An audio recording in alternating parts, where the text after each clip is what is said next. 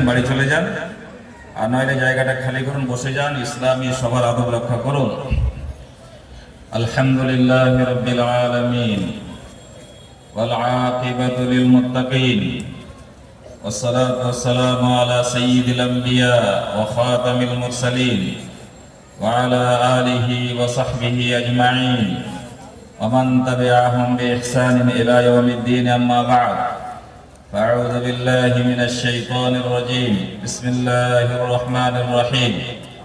اقرأ باسم ربك الذي خلق خلق الإنسان من علق اقرأ وربك الأكرم الذي علم بالقلم علم الإنسان ما لم يعلم। আজকের এই মহা সম্মেলনের সুযোগ্য সভাপতি মহাশয়, স্টেজে উপবিষ্ট দেশের স্বনামধন্য ওলামা, মাশায়েখ কেরাম, অত্র এলাকার সুশিক্ষিত সুধীবৃন্দ, যে মাদ্রাসাকে কেন্দ্র করে এই অনুষ্ঠানটি আয়োজিত হয়েছে, সেই মাদ্রাসা এবং পার্শ্ববর্তী সমস্ত মাদ্রাসার তলাবা তালিবাত ছাত্রছাত্রীগণ, সময় খুব অল্প, পরিস্থিতি যা তা বুঝতে পারছেন। আজকে আমার আলোচ্য বিষয় হবে শিক্ষা দীক্ষার প্রকৃত রূপ বা real concept of education in Islam. আজকে আমরা যা লক্ষ্য করছি, চারিদিকে শিক্ষার হইচই।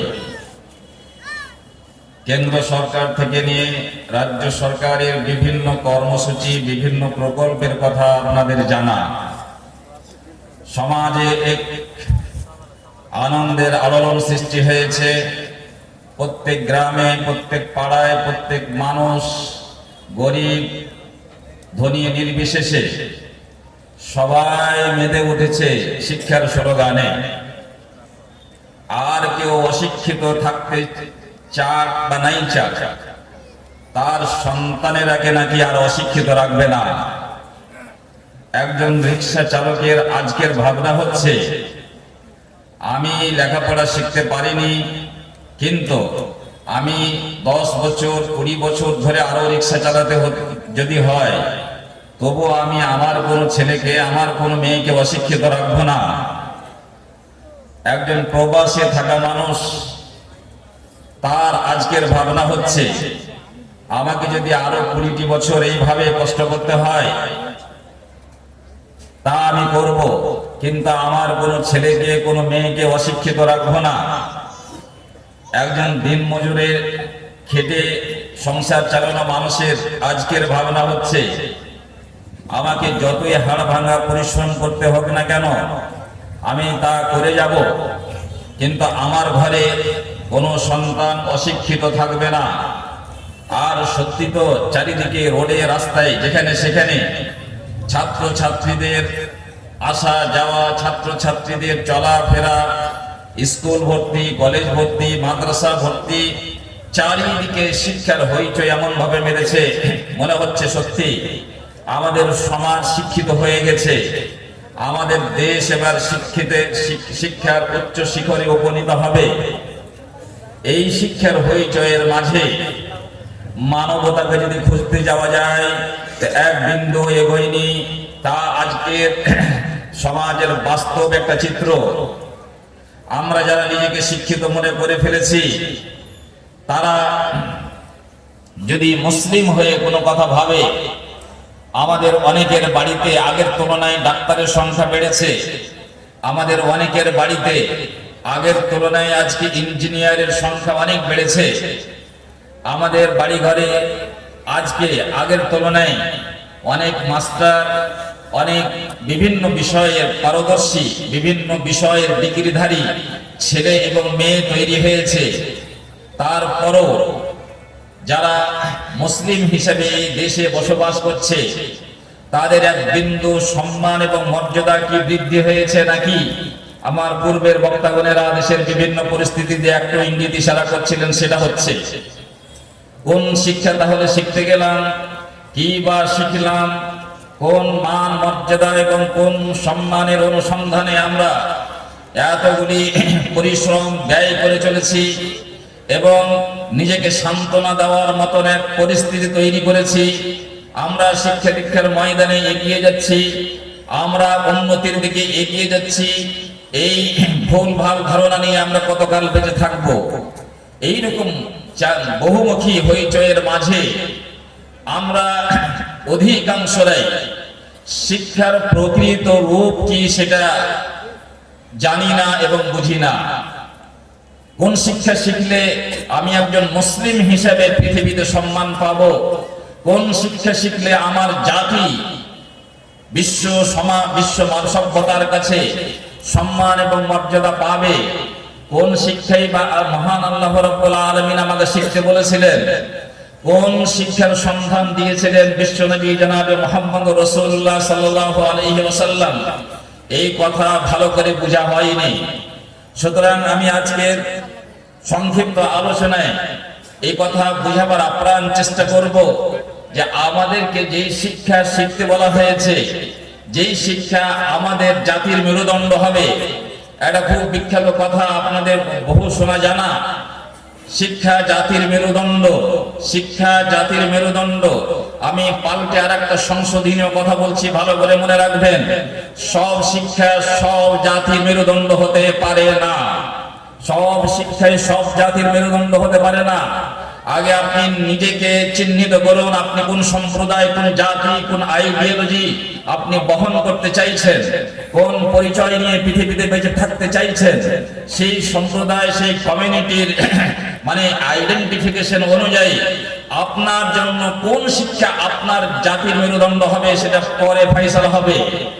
এমনি যে আমাকে যেইভাবে পথ দেখিয়ে দিল সেই পথে নেমে গেলাম, যে আমাকে বোঝালো এটা শিক্ষার পথ সেই পথে আমি নেমে গেলাম। আমার আসল পথ যে কি ছিল সেটা আমি কখনো ভেবে দেখছি না। উর্দুতে একটা কথা আছে, কৌয়া চলে হাঁস কি চাল আপনি চাল ভুল গেয়া। কাক বাবু একদিন বলছে, ভাবছে হাঁস কেমন করে চলে তা একটু প্র্যাকটিস করে দেখি। 2-4-10 দিন 20 দিন প্র্যাকটিস করার পরে কাক বাবু আবার নিজের চাল চলার চেষ্টা করছে, তো আর হচ্ছে না। আমাদের মুসলমানদের অবস্থা ঠিক এইভাবে হয়েছে। আমি খুব দুঃখের সহিত বলছি, পুরো সমাজের মোটামুটি চিত্র আমাদের নখদর্পণে আছে। তারা সেই হাঁসের চাল চলার প্র্যাকটিস করছে। কোন ধরনের প্রতিষ্ঠান, কোন ধরনের কলেজ, কোন ধরনের ইউনিভার্সিটি, কোন ধরনের নলেজ আমাকে সমৃদ্ধ করবে, আমার মান মর্যাদা, আমার পরিচয় বিশ্ব মানচিত্রে প্রতিষ্ঠিত করার সুযোগ দেবে, সেই শিক্ষাটা আমার চেনা হয়নি বন্ধুগণ। সুতরাং কোন শিক্ষা আমাকে শিখতে হবে, সেই শিক্ষায় ঢোকার আগে আমাদের শিক্ষা দীক্ষার একটা স্পেশাল উদ্দেশ্য হতে হবে। সব জাতির মতো আমার জীবনের উদ্দেশ্য যেহেতু নয়, সেজন্য সব জাতির সিলেবাসের মতন আমার সিলেবাস হবে না। যাদের জীবনের লক্ষ্য উদ্দেশ্য হচ্ছে শিরক বিদআত নির্বিশেষে জীবন যাপন করা, তার সিলেবাসে শিরক বিদআত থাকতেই পারে, থাকাটাই বাঞ্ছনীয় এবং স্বাভাবিক। যার জীবনের লক্ষ্য উদ্দেশ্য পৃথিবীতে কয়েকদিন থাকা এবং খেল তামাশা বিনোদনের মাধ্যমে জীবন যাপন করে এই পৃথিবী ত্যাগ করে চলে যাওয়া, যার সত্যিকার অর্থে জীবনের কোনো লক্ষ্য উদ্দেশ্যই ছিল না, তার সিলেবাসে শুধু দুনিয়া ছাড়া অন্য কোনো কথা হতে পারে না। এটা অতি বাস্তব জিনিস। আপনি তাল মিলাতে গেলে তার সিলেবাসকে আপনি পড়বেন, তার সিলেবাসকে আপনার সন্তানকে পড়াবেন এবং যেই কোনো সিলেবাসকে উঠিয়ে নিয়ে আপনার সন্তানের হাতে তুলে দিবেন, সেটা কি করে বুদ্ধিমানের কাজ হতে পারে?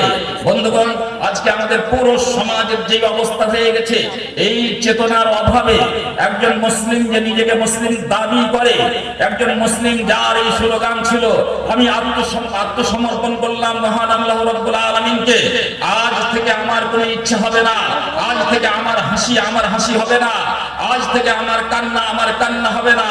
কুল ইন্না সালাতি ওয়া নুসুকি ওয়া মাহইয়ায়া ওয়া মামাতি লিল্লাহি রাব্বিল আলামিন।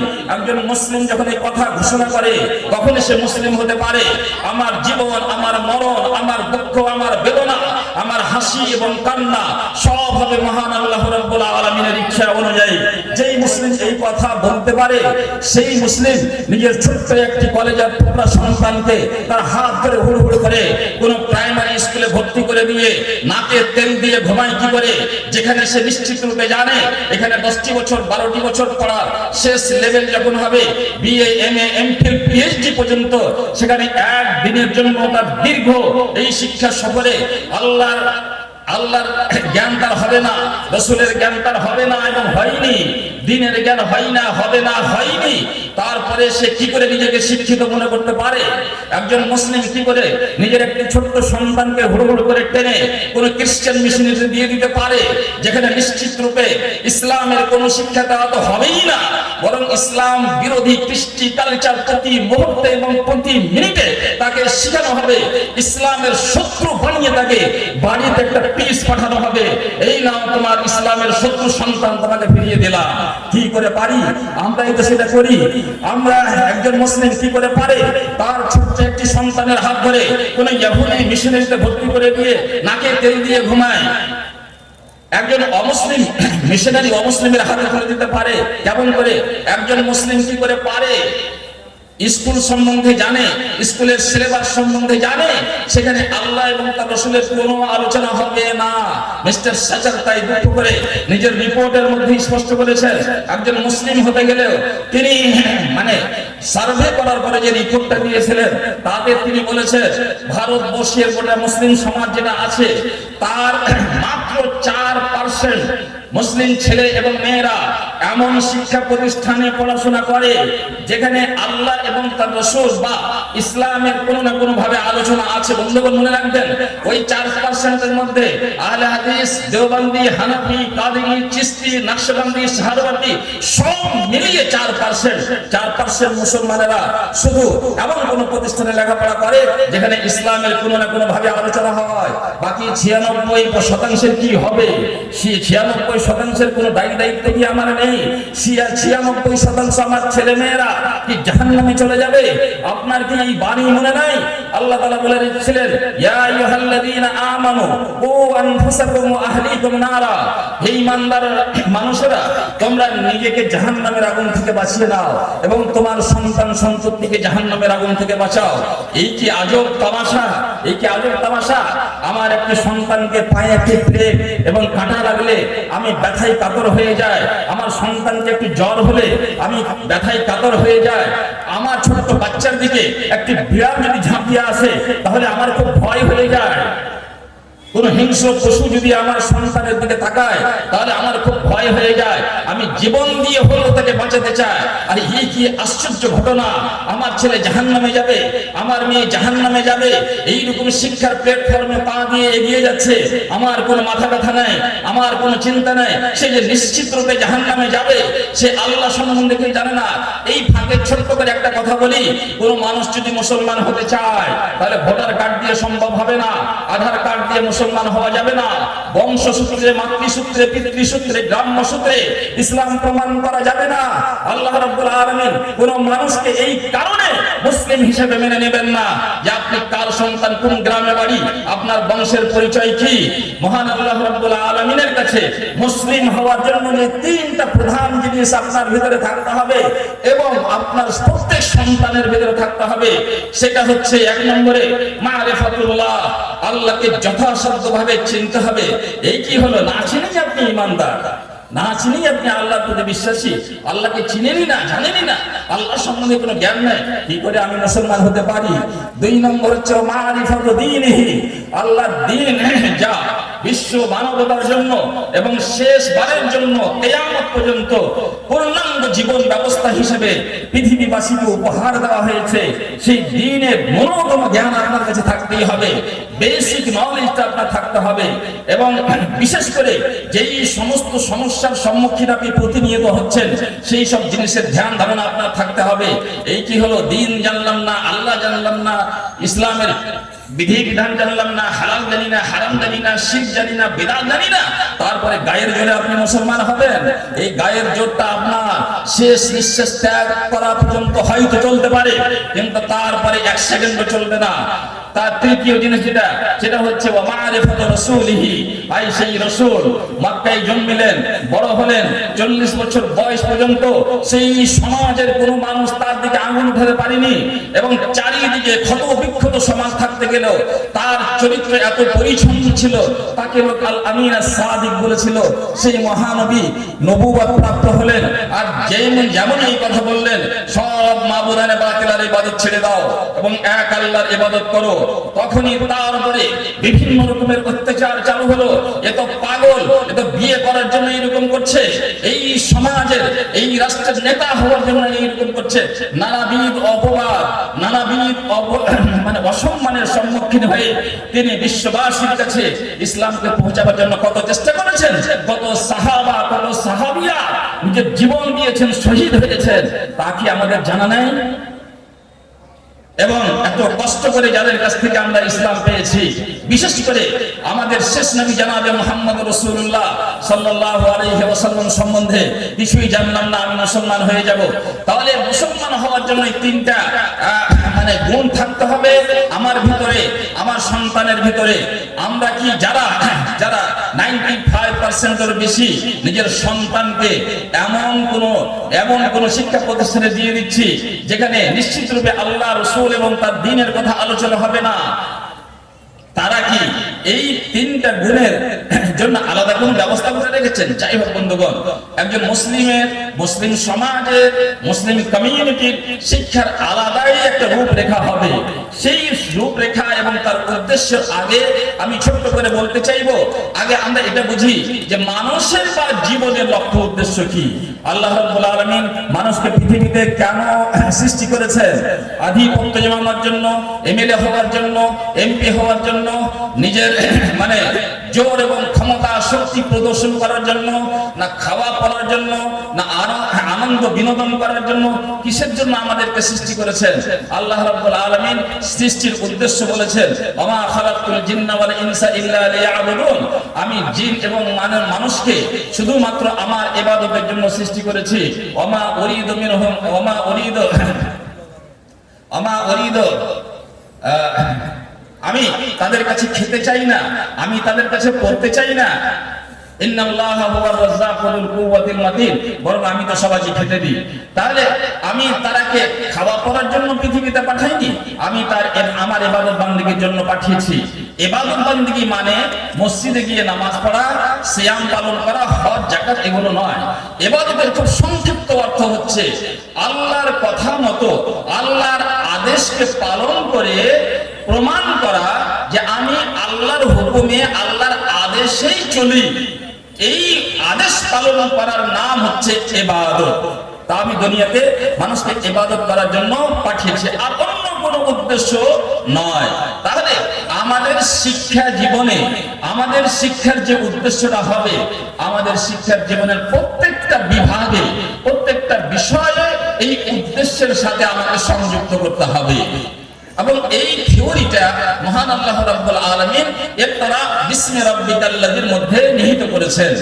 ইকরা পড়ো, পড়ার জায়গাতে আমরা আছি, কিন্তু তার আগের যে শব্দটা বিসমি রাব্বিকা, তোমার প্রতিপালকের নামের সাথে কানেক্ট করো। যাই পড়ো, যাই লেখো, সেই পড়া এবং লেখাকে তোমার প্রতিপালকের নামের সাথে সংযুক্ত করো। আমি দুই একটা উদাহরণ না দিলে আর হয় না। ধরুন আপনি একজন পাইলট, এরোপ্লেন চালানো একটা বিশেষ যন্ত্রকে চালানোর জন্য এখানে ইসলামের সাথে বা প্রতিপালকের সাথে জড়িয়ে দেওয়ার কি অর্থ হতে পারে?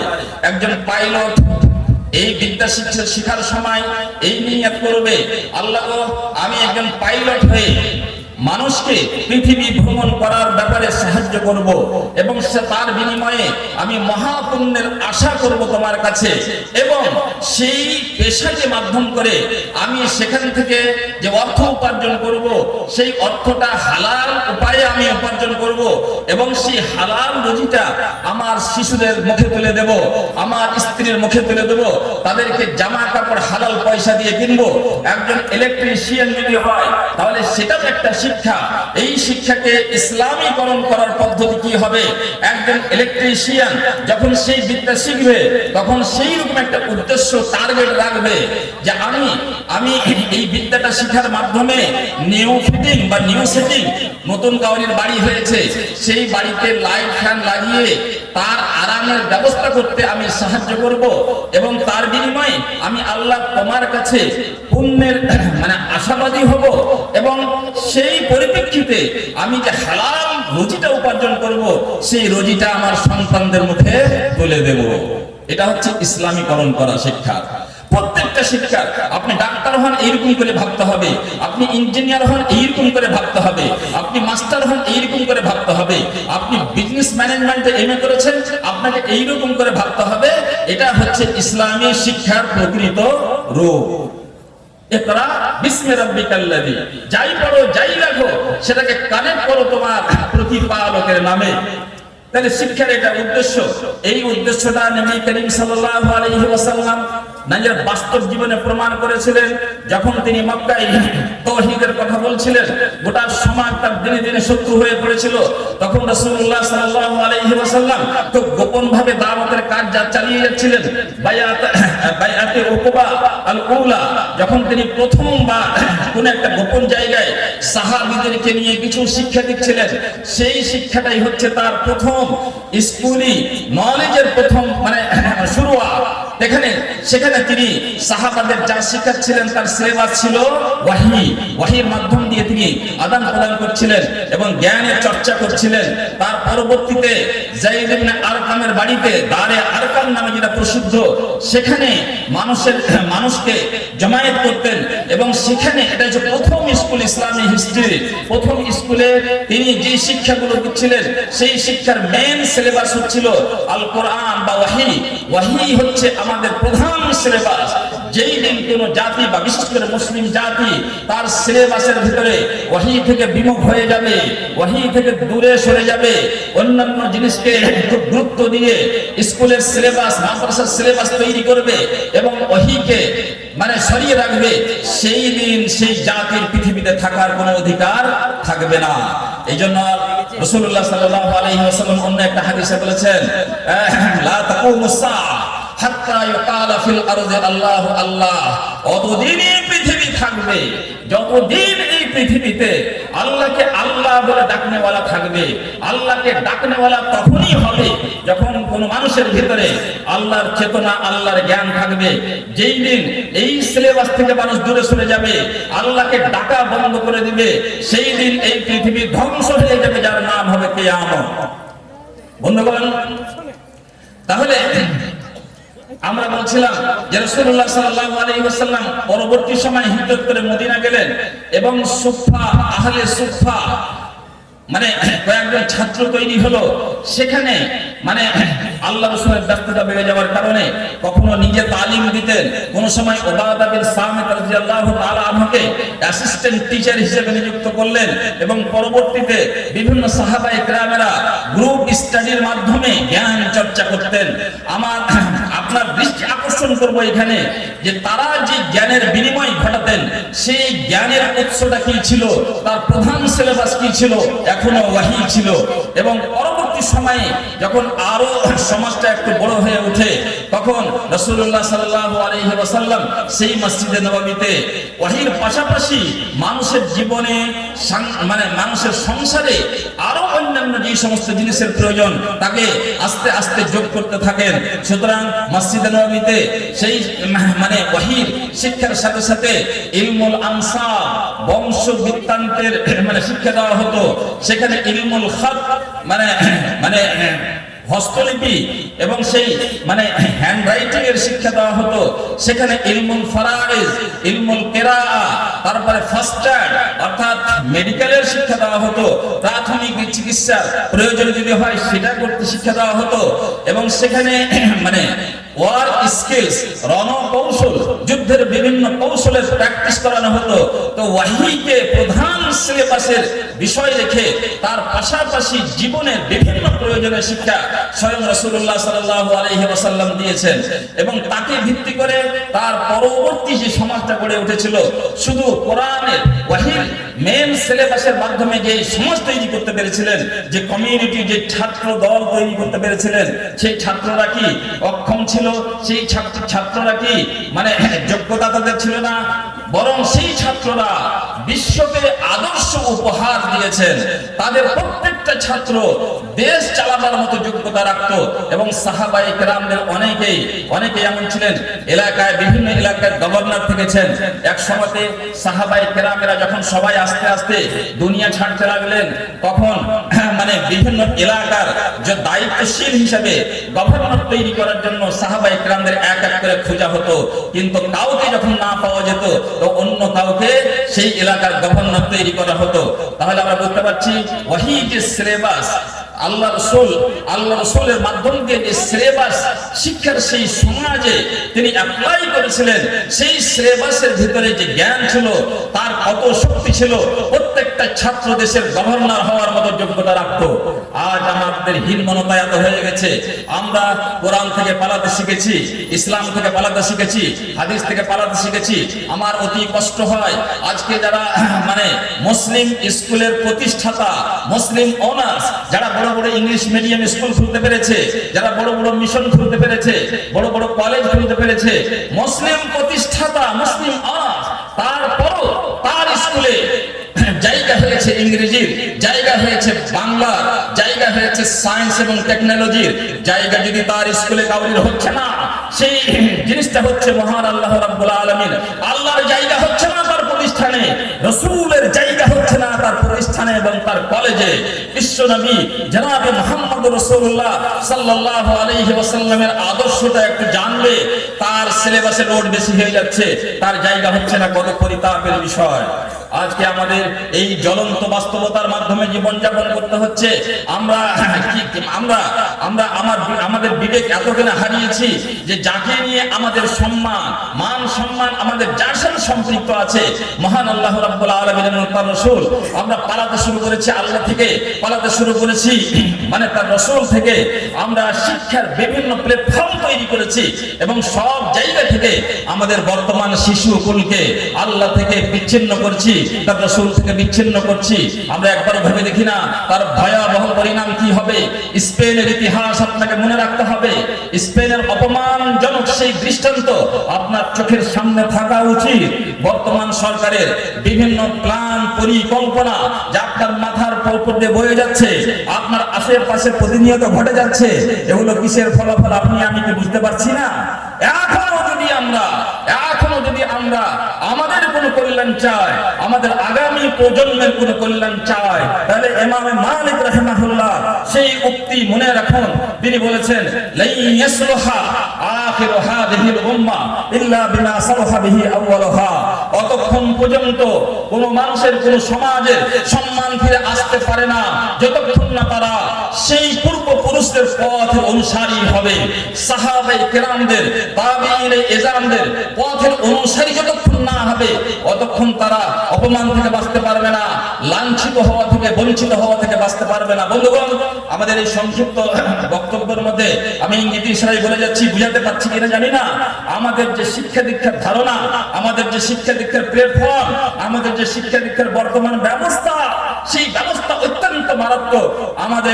আমি ডাক্তার হতে নিষেধ করছি না, ইঞ্জিনিয়ার হতে নিষেধ করছি না, বরং আমার সর্বশক্তি লাগিয়ে আমি উৎসাহিত করছি সকল মানুষকে ডাক্তারি, ইঞ্জিনিয়ারিং এই সমস্ত বিদ্যা অর্জন করতে হবে। কিন্তু তার পূর্বে যেটা অবশ্যই করতে হবে সেটা হবে আপনি ঠিকঠাক আল্লাহকে চিনে রাখবেন, তার রাসূলকে চিনবেন এবং তার দ্বীনকে চিনবেন। তাই তো সেই মূল সিলেবাসকে কেন্দ্র করে আমাদের বৈজ্ঞানিক তৈরি হয়েছিল। বিজ্ঞান এবং সায়েন্স এবং টেকনোলজি আজ বিশ্ব সভ্যতা যে জকজক করে জ্বলছে, উজ্জ্বল এবং আলোকিত হয়ে আছে, তার সম্বন্ধে একজন খ্রিস্টান বা ওরিয়েন্টালিস্ট মিস্টার হিপ্টি কি বলেছেন জানেন? যদি মুসলিমদের অবদানগুলি সায়েন্স এবং টেকনোলজির বিষয়ে, মুসলিমদের যে অবদানগুলি আছে সেই অবদানগুলিকে যে শত্রুতার বশে যদি সেগুলোকে ব্যবহার করা বন্ধ করে দেওয়া হয় তো বিশ্ব সভ্যতা ধসে পড়বে, চলবে না। মুসলমানদের টেকনোলজি, মুসলমানদের সায়েন্স, মুসলমানদের বিভিন্ন আবিষ্কারকে মুসলিম হওয়ার অজুহাতে বাদ দিয়ে দেখাও। তোমার যদি ক্ষমতা থাকে তুমি বিশ্বকে উজ্জ্বল এবং আলোকিত করে দুদিন চালিয়ে দেখাও মুসলমানদের সমস্ত টেকনোলজিকে বন্ধ করে দিয়ে। এইটা ছিল তারা ছিল কোরআনের হাফিজ, তারা ছিল মুহাদ্দিস, তারা ছিল মুফাসসির, এবং সেই সাথে সাথে তারা বিজ্ঞানের বহু বিষয় নিয়ে তারা গবেষণা করেছেন এবং বিশ্ববাসীকে এক গুচ্ছ সায়েন্স এবং টেকনোলজি উপহার দিয়ে গেছেন। সময় নয় বন্ধুগণ, নইলে আমি এক এক করে বলতাম। ইবনুল হাইসাম কি মানে উপহার দিয়ে গেছেন, আহমদ ইবনে তুমুন কি উপহার দিয়ে গেছেন, তারপরে ইবনে সিনা কি উপহার দিয়ে গেছেন, আল খাওয়ারিজি কি উপহার দিয়ে গেছেন, তারপরে ইবনে বাতুতা আমাদের কি দিয়ে গেছেন, ইবনে খালদুন আমাদের কি দিয়ে গেছেন, শাইখুল ইসলাম ইবনে তাইমিয়া আমাদের কি দিয়ে গেছেন, ইমাম আহমদ ইবনে হাম্বল, এবং তাছাড়া অনেক আইম্মা এবং আইম্মাতুল মুসলিমিন আমাদের কি কি দিয়ে গেছেন। সময় নাই, সেজন্য সেই চ্যাপ্টারটা আমরা বন্ধ করছি। আমরা শেষখানে একটু আপনার দৃষ্টি আকর্ষণ করব। আমাদের যে কোনো ভুলের কারণেই হোক আর যেই ভুল ধারণার কারণে হোক, আমাদের বর্তমান শিক্ষা ব্যবস্থা আমাদের সমাজ জুড়ে যেটা হয়ে গেছে, যেভাবে হয়ে গেছে, আমাদের ভোর হতে গেলে গোটা রাস্তা ভর্তি সব স্কুলে যাচ্ছে, সরকারি কিংবা বেসরকারি স্কুলে আমাদের ছোট ছোট ছেলেরা এবং মেয়েরা পড়াশোনা করতে যাচ্ছে। এই জায়গায় যে পরিস্থিতি আছে, এটা বলে আমি আমার বক্তব্য শেষ করব। তারা সবাই শুধু মাদ্রাসাগুলো বাদ দিয়ে সরকারি প্রতিষ্ঠান হোক কিংবা বেসরকারি প্রতিষ্ঠানে হোক, আমাদের এই কচিকাচারা যাচ্ছে, যেতে যেতে যেখানে পড়াশোনা করছে সেখানে যেই সিলেবাসটা পড়ছে, আমি একটু আগে আলোচনা করলাম, সেখানে যারা মানুষকে ঠকাতে চেয়েছে তারা ইসলাম ইসলাম করে খুব চিৎকার করেছে এবং বিভিন্ন তার পোস্টারে, তার ব্যানারে কথাগুলো লিখেছে, ইসলামী আদলে, ইসলামী আঙ্গিকে ইত্যাদি ইত্যাদি ভাষাগুলো ব্যবহার করেছে। এবং সেখানে 25-30টা দোয়া শেখানো হয়। যারা করেছে, যারা করেনি তারা তো করেনি, যারা এই দাবিটা করেছে 25-30টা দোয়া শেখানো হয় আর আম্মা পাড়ার রিডিং পড়ানো হয়। এটাই নাকি তাদের কাছে ইসলাম, তারপরে আর কোনো কিছু পড়ানো হয় না। এবং যারা এই কথাও প্রয়োজন মনে করেনি, তারা কি হচ্ছে, যে সিলেবাসটা আমাদের শিশুগুলোকে পড়াচ্ছে সেখানে আল্লাহর সম্বন্ধে, আখিরাত সম্বন্ধে, দ্বীন সম্বন্ধে, রাসূল সম্বন্ধে কোনো ধারণা থাকে না। আপনার শিশু, আমার শিশু দ্বীনের শিক্ষা থেকে, ইসলামের শিক্ষা থেকে বঞ্চিত হচ্ছে, নাম্বার 1। নাম্বার 2, আমাদের এই ছেলে মেয়েরা যখনই স্কুলে যাচ্ছে, যে প্রতিষ্ঠানে লেখাপড়া করছে, তখন বাড়ি থেকে বের হওয়ার পরে গাড়িতে, রাস্তাতে, ক্লাসে এবং স্কুলের চত্বরে ঘোরাফেরা করছে। সেটা হচ্ছে কি, ছেলে মেয়েদের অবাধ পরিবেশে হচ্ছে। তারা ছোট, কিন্তু তারা ছোট থেকেই ছেলে এবং মেয়ের, নারী পুরুষের অবাধ মেলামেশা অভ্যস্ত হচ্ছে এবং এই অভ্যাসটা দিনে দিনে দিনে দিনে দিনে দিনে বড় হচ্ছে। যখনই তাদের বয়স 8 বছর, 9 বছর, 10 বছর ক্রস করে 11 বছর, 12 বছর, 13 বছর হচ্ছে, একবারে ধারাবাহিকভাবে তারা ছোট থেকে অভ্যস্ত। ছেলে এবং মেয়ে একসাথে বসা, একসাথে গল্প গুজব, একসাথে হাসি রহস্য ইত্যাদি ইত্যাদি। তারা যখন বড় হচ্ছে তখন আস্তে আস্তে আস্তে হায়া, শরম, লজ্জা সব জিনিসের জানাজা বেরিয়ে যাচ্ছে। লজ্জাবোধ, হায়া, শরম এবং পর্দার কথা তাদের মাথায় আর থাকে না, কারণ তারা ছোট থেকেই তারা ওইভাবে অভ্যস্ত হয়েছে। তারা এক অপরকে বন্ধু আর বান্ধবী বলতে শিখেছে। এবং যেহেতু সমাজে, বাড়িতে এই চেতনা নাই, অনেক ছেলেরা মেয়েটাকে ধরে নিয়ে আসে এবং বাড়িতে মায়ের সাথে পরিচয় করায়, এটা আমার বান্ধবী। অনেক মেয়েরা অনেক ছেলেরাকে বাড়িতে নিয়ে যায় কিংবা বাড়িতে আমন্ত্রণ করে, তারপরে বাবা মায়ের সাথে পরিচয় করে, এ হচ্ছে আমাদের বন্ধু। নির্লজ্জতার কোনো সীমা থাকা দরকার। কোন পথে যাচ্ছে তোমার এই শিশু, কোন পথে যাচ্ছে তোমার এই ছেলে এবং মেয়ে, তুমি বুঝতে পারছো না? এই পরিচয়, পরিচিতি কি ইসলামী? ইসলাম অনুমোদিত, ইসলাম তার অনুমতি দেয়। তারপরে আস্তে আস্তে আস্তে আস্তে তারা যৌবনে পা দিয়ে দেয় এবং এই যৌবন কালটা অত্যন্ত উত্তেজনা এবং মেডিকেল সায়েন্স অনুযায়ী এই বয়সে 13 বছর থেকে নিয়ে 17, 18, 19, 20 বছর বয়স পর্যন্ত মেডিকেল সায়েন্সের তথ্য অনুযায়ী মানুষের শরীরে, একজন ছেলে এবং মেয়ের শরীরে এতটাই হরমোন গ্রো করে, হরমোন এতটাই গ্রো করে, তারা অনেক সময় অন্ধ হয়ে যায়। তারা কি বলে, কি করে কোন কাজ করতে হয়, কোন কাজ করতে হয় না, কোনো বিবেক থাকে না। এবং নারী পুরুষের এক অপরের প্রতি যে মানে আকর্ষণ, সেই আকর্ষণটা শয়তান কাজে লাগায় এবং অল্প বয়সে তারাকে ব্যভিচারের দিকে ঠেলে দেয়। শিক্ষা শিখতে গেছিলাম, পেলাম কি ব্যভিচারের পর।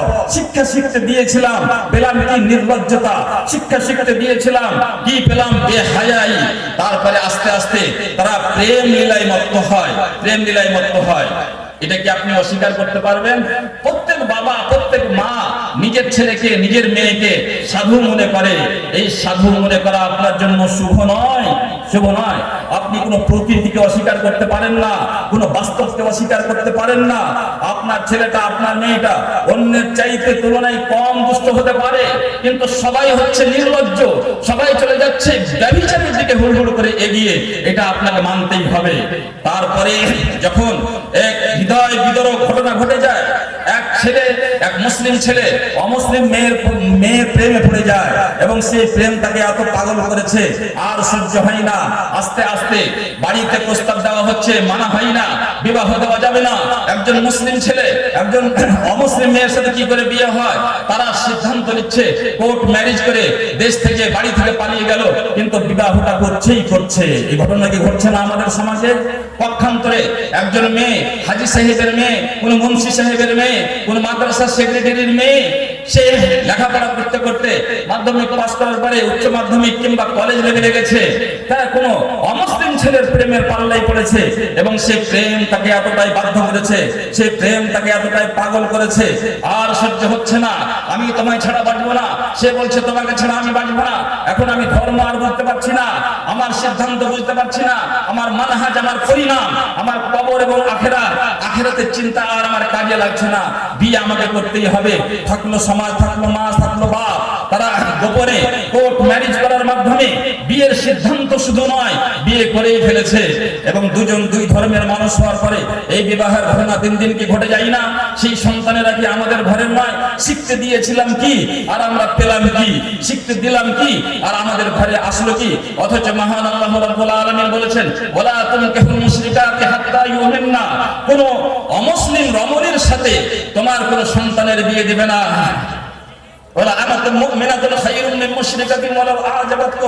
একজন মুমিনা দাসিনীও যদি হয় তাহলে সে অনেক গুণে উত্তম। সেই মুশরিকা মহিলার ছেলে, সেও যদি তোমাদের অনেক সুন্দর লাগে, সুন্দরী লাগে, তার চাইতে একজন দাসিনী মহিলা বেশি উত্তম।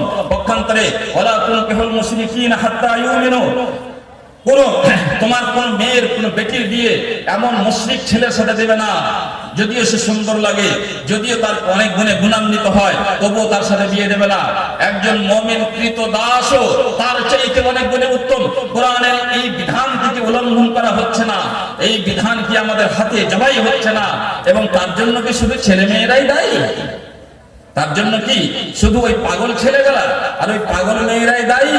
না আপনি আমি বাবা মা হিসেবে, সন্তানের অভিভাবক হিসেবে এই দায়িত্বটা আমাদের ঘাড়ে বর্তাবে। মনে রাখবেন, মনে রাখবেন, আমাদের অবহেলার কারণে সন্তানেরা যদি কোনো ভুল পথে চলে যায়, এমনকি তার শেষ জাহান্নামে চলে যায়, আমাদের অবহেলার কারণে, আমাদের অযত্নের কারণে আমাদের সন্তানেরা যদি জাহান্নামমুখী হয়ে যায় এবং জাহান্নামে যায়, আমি এই মঞ্চ থেকে আপনাদেরকে জানিয়ে দিতে চাই, এখানে সুযোগ্য উলামায়ে কেরামেরা বসে আছে, আপনার অযত্নের কারণে যদি আপনার সন্তান জাহান্নামে যায়, আপনি জাহান্নামে যাবেনই যাবেন, আপনি জান্নাতে যেতে পাবেন না।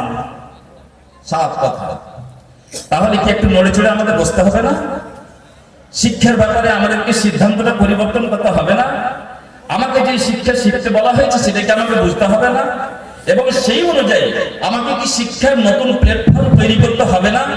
অবশ্যই হবে। আজকে আমরা ঘোড়ারাস সালাফিয়াকে নিয়ে গর্ব করার মতো পরিস্থিতিতে এসে পৌঁছেছি এবং ঘোড়ারাস সালাফিয়াকে নিয়ে অনেক কথা আমারও বলার ইচ্ছা হচ্ছে, কিন্তু সময় অনুমতি দিচ্ছে না। শুধু এতটুকু দোয়া করব, আল্লাহ তুমি আমাদের ধারণার চাইতে বেশি উন্নতির শিখরে এই প্রতিষ্ঠান এবং এই প্রতিষ্ঠানের লোকজনকে সেই উন্নতির শিখরে আল্লাহ তাআলা পৌঁছে দাও এবং এই প্রতিষ্ঠানের মাধ্যমে আল্লাহ তুমি তোমার দ্বীনের সঠিক প্রচার এবং প্রচার করতে আমাদের তৌফিক দান করো। আল্লাহ যেই কথা এলাকাবাসী ভাবিনি, যেই কথা আমরা স্বপ্নরূপেও দেখতে পারিনি, আমাদের স্বপ্নের চাইতে বেশি বড় করো এবং স্বপ্নের চাইতে বেশি উপযুক্ত স্থানে সেই প্রতিষ্ঠানকে আল্লাহ তুমি উপনীত করো। আল্লাহ এই প্রতিষ্ঠানের মাধ্যমে শিরিক, বেদাত এবং মানে নানাবিধ কুসংস্কার যে সমাজে আছে তার সংশোধনের জারিয়া এবং মাধ্যম বানিয়ে দাও। আকুলু কওলি হাযা ওয়া আস্তাগফিরুল্লাহ লি ওয়া লাকুম ওয়া লিসাইরিল মুসলিমিন ফাস্তাগফিরুহু ইন্নাহু হুয়াল গফুরুর রহিম। আসসালামু আলাইকুম ওয়া রাহমাতুল্লাহি ওয়া বারাকাতুহু।